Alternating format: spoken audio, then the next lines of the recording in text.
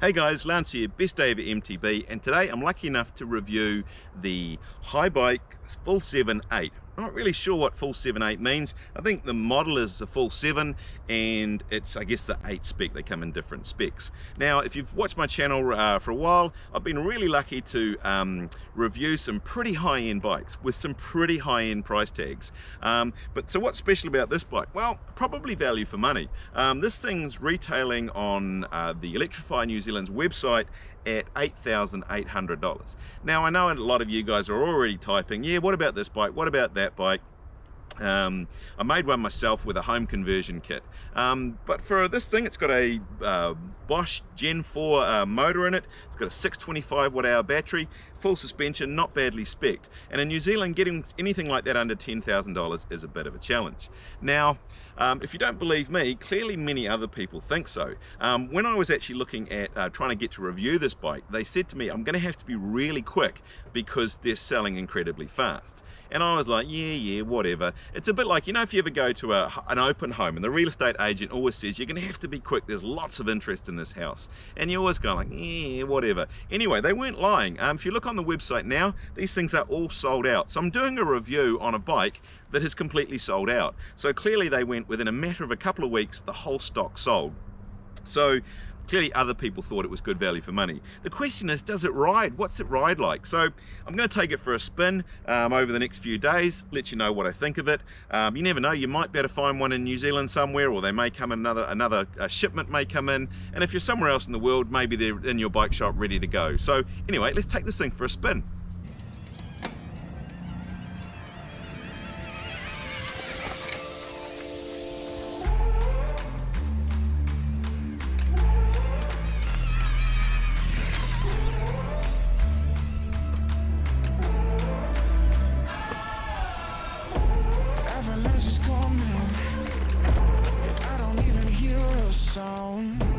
I'ma keep on running.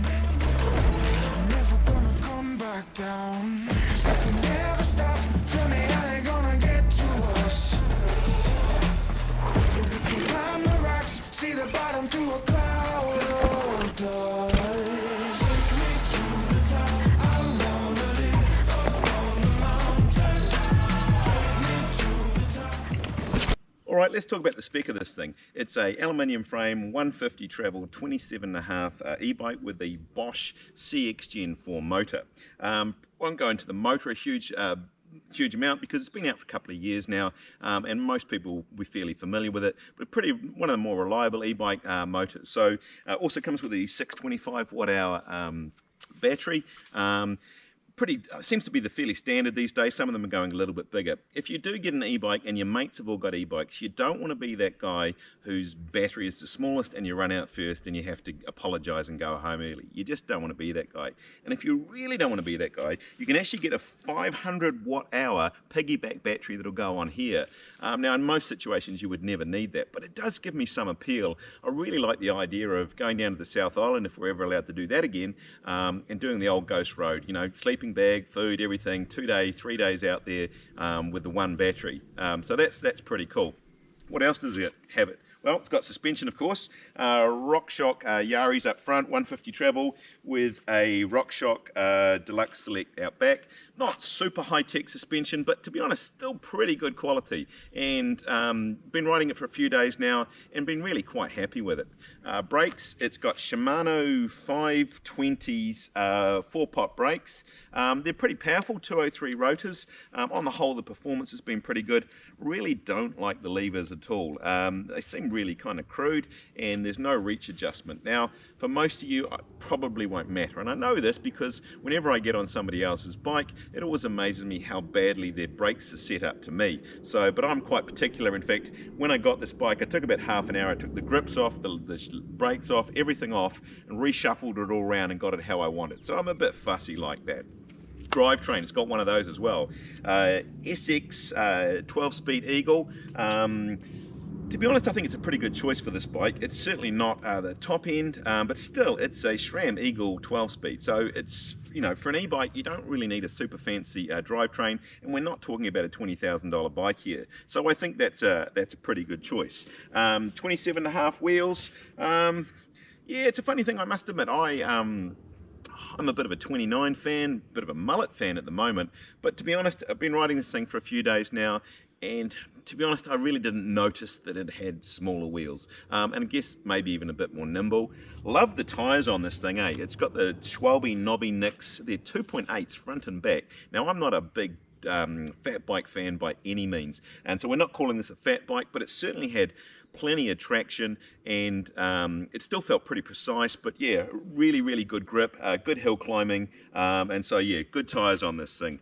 Anyway, let's go a bit more riding, eh?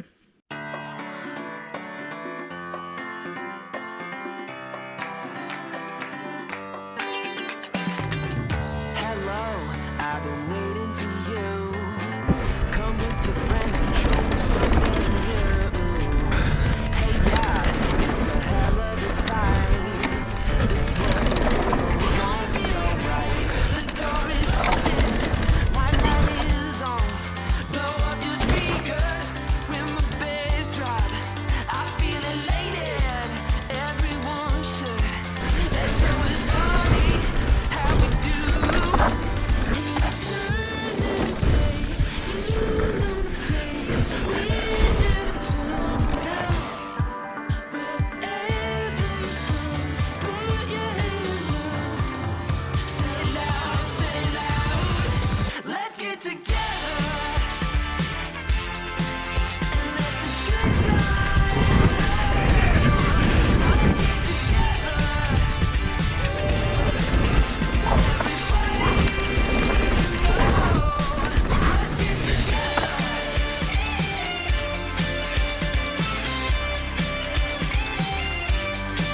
Let's get together.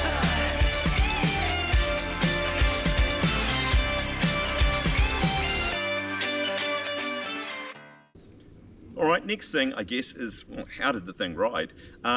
It's got a 66-degree head angle on this thing, and it's got a 440 reach, and this is the large. Kind of short for a large, but saying that, it did feel kind of fun to ride. This is not a long travel, super slack, coil downhill jumping beast, but it is a pretty nice sort of trail bike.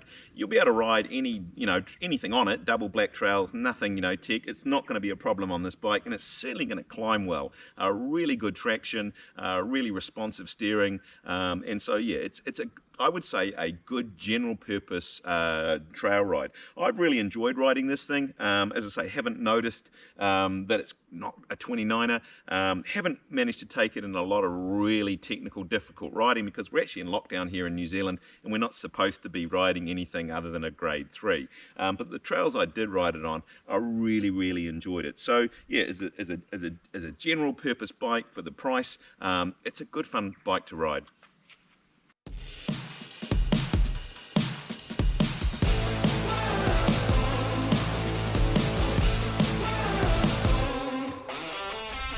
We on top of the world, about to jump above it. Take it straight to the moon, 'cause we know how to rock it. Ain't no thing you can do, ain't no way to stop it. Now you're feeling it too, let's get it started. Throw your hands in the air while the beat is dropping. Acting like you don't care when everybody's watching. Just keep whipping your hair like that, you got it. Yeah, you're feeling it too, let's get it started.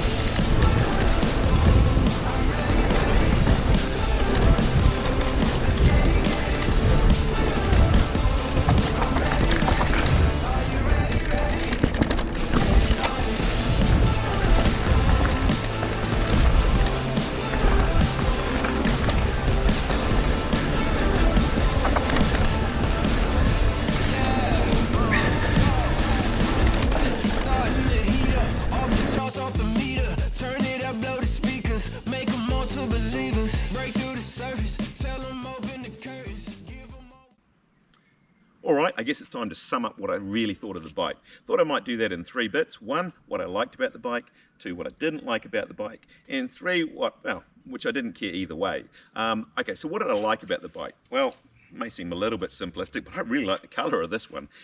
You probably can't tell on the video, and the website didn't really do it justice, but in the flesh, this white is like super gloss, super bright gloss. The grey is actually metallic with a shine to it, and then it has these nice blue accents on it, which is pretty sharp. And I take a few of these bikes out and do reviews, but actually this one was one of the ones where people kept coming up to me and go, wow, that's a nice bike. And even my wife, who's seen a few bikes come and go in and out of the garage, just now said to me, wow, that's a nice looking bike. Now the shape of it, the shapes are a little bit funky. You've got the motor, which is sort of different configuration down here, and it's a bit Marmite-y. You either love it or you hate it. But to be honest, I really quite like it. So yeah, we'll give a tick for looks. The other thing I liked about it was the Bosch motor. I'm quite used to the Bosch motor. I thought the integration of the battery is nice and tidy on this one. So yeah, pretty happy with the Bosch motor. I also really like the tyres on these, 2.8 front and back. I wasn't sure if I would like that, but actually it rolled well, really good grip in the corners, good grip uphill, so I really like that. I also quite like the handling of this bike. It's not super slack, but it's a nice comfortable bike to ride, and it's a sort of bike I can imagine sort of doing an 8-hour epic on it and actually feeling quite comfortable with it. So that's what I liked about this bike. Alright, so this is always a tricky one. What didn't I like about the bike? The brakes, on the whole, were pretty good. They're pretty powerful, but really don't like the brake levers. As I say, I don't like the shape of the lever. I don't like the fact that I've got no reach adjustment. I can't wind them in. I can't get them just how I like them. Now, as I say, I'd imagine for a lot of people this is like they just really don't care. But I'm pretty much, if I hire a bike, I have to move the levers and I have to wind them in, and I'm a little bit different to most, but I'm kind of picky about that. Other thing, seat post. It's a 150 travel, and you think it's actually quite a nice seat post. Ergonomic, goes up and down nice. Really shouldn't complain, should I? But I must admit, at times I'm just used to having it even going further than 150. So again, probably being really picky. But yeah, you've got space there to have an even bigger dropper if you really want it. Again, I would imagine that 99% of people are really not going to care about that. That's just me being super picky. The only other thing that on the bike, I guess, it does have the Purion display. Do I not like that, or is it in the I don't care? It's kind of a mixture actually with that one. I think they're kind of funky and kind of ugly, but then saying that, some of the kiosks is not a hell of a lot better, to be fair, on the Bosch motors.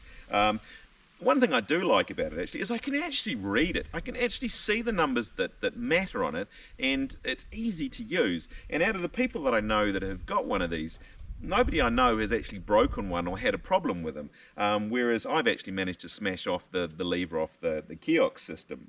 So yeah, the only thing I don't like about the Purion is that the battery display is only in 20% chunks, and so I prefer to know a little bit more accurate than that. But yeah, that's not a big deal, and certainly wouldn't be a deal breaker for me anyway. Okay, so what are the things that I don't really care one way or another about? Probably suspension, RockShox suspension. It's not super high end. I know some of my bike snob friends will turn their nose up at it, but to me, it's pretty high. You know, it's a pretty good spec with a Yari and the Deluxe Select at the back. I would be happy with that. It worked fine. So yeah, not worried about the suspension. Likewise with the drivetrain, the SX drivetrain, it's not super high end, but as I say, I don't really know that it's that important on an e-bike like it might be on a normal bike. So not too bothered about that. 27.5. Didn't really bother me either, to be honest. I rode it round. I can't say that I was riding along thinking, oh, I wish the wheels were bigger. So that didn't bother me at all either.